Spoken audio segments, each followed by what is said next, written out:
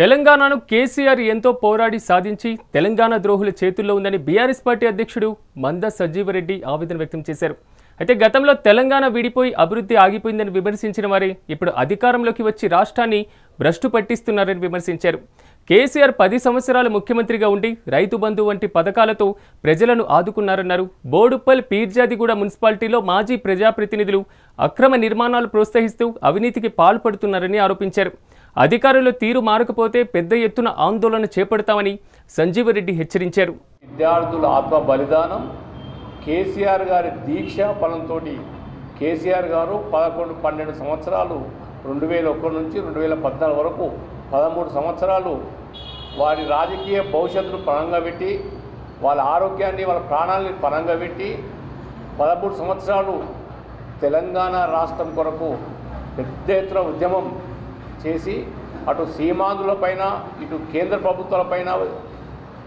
ఇటు రాష్ట్ర ప్రభుత్వాల రాష్ట్ర ప్రాంతీయ పార్టీలతో కాకుండా మరి దేశ రాజకీయ జాతీయ పార్టీలతో పైన కూడా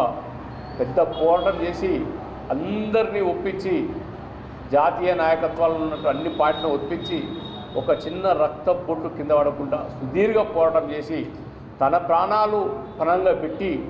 తెలంగాణ రాష్ట్రాన్ని సాధించిన విషయం మనకందరికీ తెలుసు. రాష్ట్రం సాధించిన తర్వాత ఎవరైతే రాష్ట్రాన్ని సాధించారో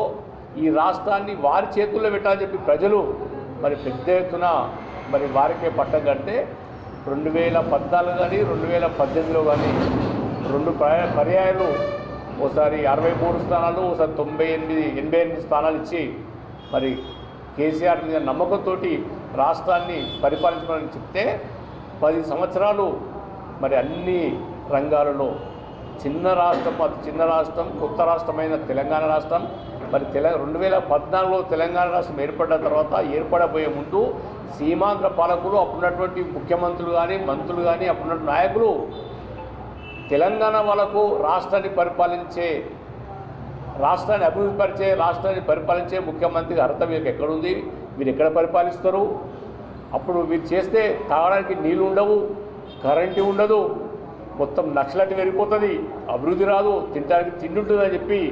మరి ప్రెస్ మీట్లు పెట్టి చెప్పిన సందర్భాన్ని మనం అంతా చూసినాం.